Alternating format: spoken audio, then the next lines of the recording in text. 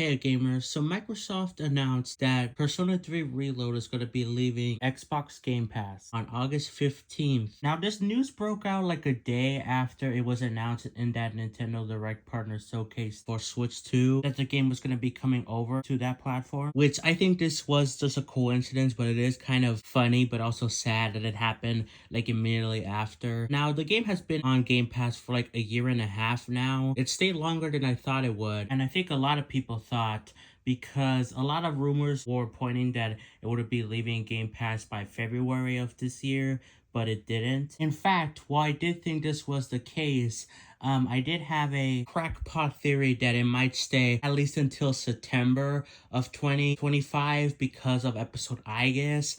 And I kind of was right, it was just a month off, because, that's when that DLC released back in September of 2024. But yeah, it's still sad to see Persona 3 Reload go. I still can't help but feel like, oh, that stings my heart that as soon as it's announced for Switch 2, goodbye for it being accessible for basically free in a way for Xbox players, even though I'm pretty sure it's not intentional at all. Like I said, because they have these deals planned in advance, and I'm sure they had a Switch 2 port in advance as well to at least some extent. I don't think it was like this far in advance to be almost 2 years though. And you can't really start playing it now because it's like really long, like you probably won't finish it.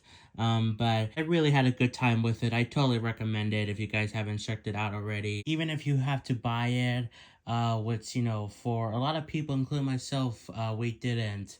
Including the expansive pass. That was free too with Game Pass. But still, I totally recommend it. I got all the achievements for the game. I just really loved it. A 10 out of 10 for me. It was my game of the year last year. And hey, there is a 20% discount, for Game Pass games, so you can get it now while the discount is active. Although I have seen the game go on sale for cheaper than that, so I guess it depends on if you want to wait.